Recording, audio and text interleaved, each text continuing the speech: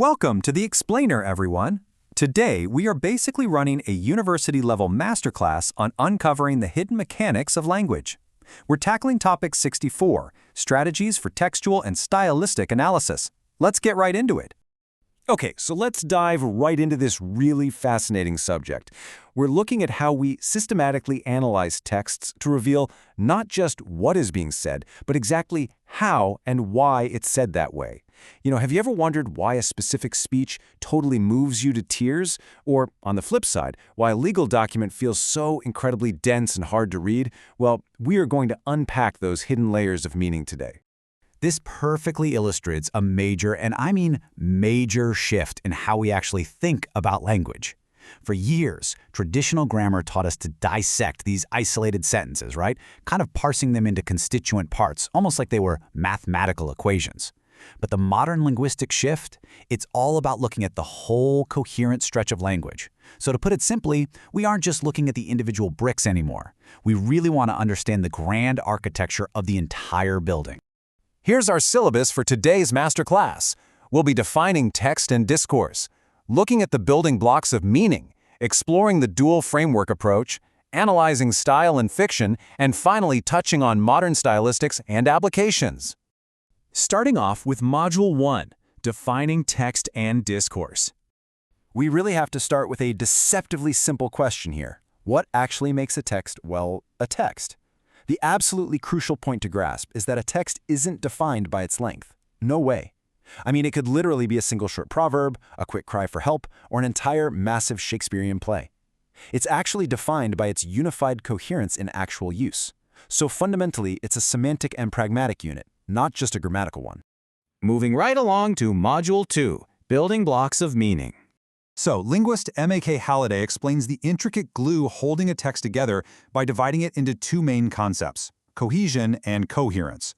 Cohesion is basically the physical wiring on the page. We're talking the actual grammatical and lexical links, things like pronouns, conjunctions, or substituting words so you don't sound super repetitive. Coherence, on the other hand, relies on the broader shared knowledge between the speaker and the listener. So if cohesion is the physical wiring, coherence is the invisible conceptual current actually running through it.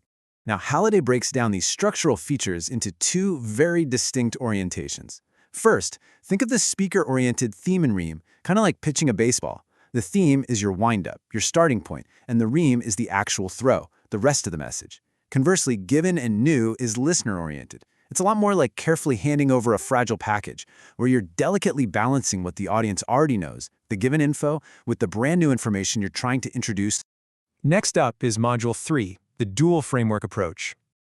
To gain a much deeper appreciation of stylistic contrast, we're going to turn to linguist Crystal and Davey. They make this great point that style always involves an appreciation of contrast between alternatives, a selection of linguistic features. I like to think of an author's style as their unique linguistic fingerprint. It's created by consistently choosing very specific linguistic features over all the millions of other possibilities available in a language. And to systematically map out these choices, Crystal and Davey recommend using parallel frameworks.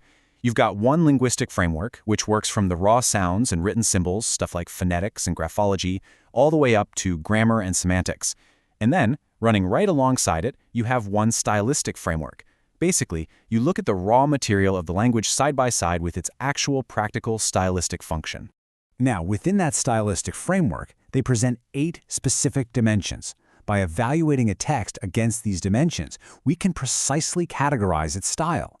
For example, you might identify a rigid legal document or a flashy advertisement by its province, which basically means its occupational activity. Or, say you want to examine an eccentric poet's brilliant quirks, you'd analyze their singularity, referring to their deliberate use of deviant or highly unusual forms. It's a really powerful tool. All right, Module 4, Analyzing Style in Fiction. Focusing now on Leach and Schertz's highly influential method for analyzing prose, we are effectively taking a giant magnifying glass to the text. We're moving way beyond those broad dimensions we just discussed to uncover the specific, granular categories that truly define an author's distinct voice on the printed page. They use this really comprehensive 4-step checklist, which allows a critic, or even a language teacher, to systematically uncover the literary purpose behind an author's stylistic choices. So you start right at the ground floor, with lexical choices. Is the vocabulary simple or complex? Is it formal or colloquial? Then you move up a level to the grammatical architecture, mapping out things like the ratio of dependent to independent clauses. Next up, you map the decorative figures of speech. We're talking metaphors, structural repetitions, that kind of thing. And finally, you zoom all the way out to context and cohesion to see the whole neighborhood, tracking exactly how the author represents characters' thoughts and how they address the reader. And that brings us to our final module, Module 5, Modern Stylistics and Applications. Stepping firmly into the 21st century here, we aren't just analyzing classic novels anymore. We are applying these exact same rigorous toolkits to completely new frontiers. We're using cognitive stylistics to uncover the mental processes and world building that happen right inside a reader's mind. We're tackling digital discourse to understand multimodal texts, social media, and even film. And perhaps more practically, we're applying all of this to language teaching and translation to make sure we accurately preserve those really complex stylistic elements across entirely different languages. It's just a real game changer. So the ultimate takeaway from this masterclass is really this. Mastering these strategies absolutely transforms you from a passive consumer of information into a culturally aware critical thinker. You don't just read the words anymore, right? You see the exact mechanics of meaning. You can literally see the gears turning beneath the surface. I'm going to leave you with this final, provocative thought to ponder from the realm of critical discourse analysis. Think about this. If style is always a deliberate selection, what reality is being constructed for you by the so-called neutral texts you read every single day? Are they really neutral? Or are they silently shaping your perspective without you even noticing? Thank you so much for joining me for this explainer, and definitely keep questioning the texts around you.